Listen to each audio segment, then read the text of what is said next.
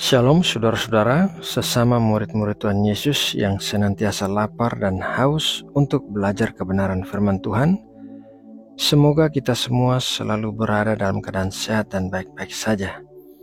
Saudaraku, mari kita berdoa untuk mempersiapkan hati sebelum mendengarkan renungan firman Tuhan. Tuhan Allah kami, Bapa yang penuh kasih, panjang sabar dan berbelas kasihan, di pagi hari yang indah ini, kembali kami datang kepadamu untuk bersatu teduh dan mendengarkan pengajaran firman-Mu. Kami bersyukur atas perlindungan yang kami terima di sepanjang malam saat kami tidur, sehingga pagi ini kami bisa bangun tidur dalam keadaan yang sehat dan masih diberikan kesempatan hidup untuk melakukan sesuatu yang memuliakan-Mu. Namun, apabila ada di antara saudara-saudara kami di channel ini yang sedang mengalami sakit, kelemahan tubuh, dan hati yang terluka, maka kami berdoa kepadamu agar Engkau menyembuhkan setiap penyakit, baik yang bersifat fisik maupun rohani. Kiranya Engkau membalut setiap hati yang terluka dan memberikan pemulihan. Kami juga berdoa bagi saudara-saudara kami yang sedang mengalami masalah-masalah yang berat di dalam hidupnya. Kiranya Engkau memberikan pertolongan dan kelepasan. Berikanlah juga kekuatan dan ketekunan untuk bisa melalui setiap tantangan di dalam hidup mereka. Bapa, sebentar lagi kami akan mulai mendengarkan firman-Mu. Berkatilah kami dengan telinga yang mendengar seperti seorang murid dan hati yang bisa mengerti kebenaran firman-Mu. Jadikanlah kami pelaku-pelaku firman dan bukan hanya sekedar mendengarkan saja. Pakailah kami menjadi orang-orang yang memancarkan terang Kristus bagi orang di sekitar kami. Terima kasih Bapa atas segala pertolongan-Mu yang kami alami di sepanjang hidup kami. Dalam nama Tuhan Yesus Kristus, kami berdoa dan mengucap syukur. Amin. Saudara yang terkasih di dalam Kristus, pikiran kita merupakan suatu medan peperangan karena di dalam pikiran terdapat keinginan-keinginan yang saling berlawanan. Rasul Paulus menggambarkan hal ini lebih jelas dalam menuliskan apa yang dialaminya sendiri. Mari kita membaca dalam Roma 7 ayat 22-23. Sebab di dalam batinku aku suka akan hukum Allah, tetapi di dalam anggota-anggota tubuhku aku melihat hukum lain yang berjuang melawan hukum akal budiku dan membuat aku menjadi tawanan hukum dosa yang ada di dalam anggota-anggota tubuhku. Rasul Paulus mengalami peperangan di dalam pikirannya karena sebetulnya ia ingin melakukan kehendak Allah, tetapi yang terjadi adalah ia melakukan hal yang berlawanan. Kita semua pasti pernah mengalami hal yang sama, dan kita semua pasti ingin memiliki hidup yang berkemenangan dalam peperangan pikiran kita. Untuk melakukan hal itu, kita harus memahami beberapa konsep sebagai berikut. Konsep yang pertama adalah mengetahui musuh-musuh pikiran kita. Ada 3 hal yang bisa menjadi musuh pikiran kita, yaitu manusia lama kita, iblis, dan filsafat dunia. Manusia lama kita. Di dalam Roma 7 ayat 23, tetapi di dalam anggota-anggota tubuhku, aku melihat hukum lain yang berjuang melawan hukum akal budiku dan membuat aku menjadi tawanan hukum dosa yang ada di dalam anggota-anggota tubuhku. Iblis, 2 Korintus 2 ayat 11, supaya iblis jangan beroleh keuntungan atas kita, sebab kita tahu apa maksudnya. Filsafat dunia, 1 Yohanes 2 ayat 16, sebab semua yang ada di dalam dunia, yaitu keinginan daging dan keinginan mata, serta keangkuhan hidup, bukanlah berasal dari Bapa, melainkan dari dunia. Ketiga hal tersebut dapat mempengaruhi pikiran kita dengan hal-hal yang negatif, sehingga kita melakukan tindakan-tindakan yang berdosa. Konsep yang kedua adalah menawan musuh pikiran kita.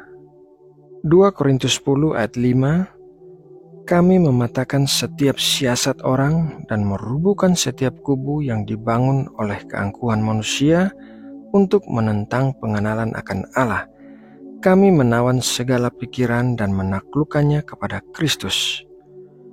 Menawan segala pikiran dalam ayat Alkitab yang baru saja kita baca, maksudnya adalah menawan segala pikiran negatif yang disebabkan oleh manusia lama kita, iblis dan filsafat dunia. Kita harus menyadari saat pikiran-pikiran negatif tersebut mulai muncul dan menolaknya. Konsep yang ketiga adalah melakukan hal yang benar bagi pikiran kita. Setiap hari di dalam hidup kita harus melakukan hal yang benar bagi pikiran kita, yaitu memberi makan dengan kebenaran, membebaskan dari pikiran yang merusak, dan berfokus pada hal-hal yang benar. Memberi makan dengan kebenaran, Yohanes 17 ayat 17, kuduskanlah mereka dalam kebenaran, firman-Mu adalah kebenaran. Pada saat terjadi peperangan antara keinginan untuk melakukan kehendak Tuhan dan keinginan dari musuh-musuh pikiran, maka pihak yang lebih banyak diberi makanlah yang akan menang. Artinya, kita harus lebih banyak memberi makan pikiran kita dengan kebenaran firman Tuhan agar keinginan untuk melakukan kehendak Tuhan menjadi lebih kuat, membebaskan dari pikiran yang merusak. Mazmur 119 ayat 11, dalam hatiku aku menyimpan janjimu supaya aku jangan berdosa terhadap Engkau. Kita harus menolak pikiran-pikiran negatif yang merusak dan memenuhi pikiran kita dengan firman Tuhan agar kita jangan melakukan tindakan-tindakan yang berdosa. Berfokus pada hal-hal yang benar. Kolose 3 ayat 2, pikirkanlah perkara yang di atas, bukan yang di bumi.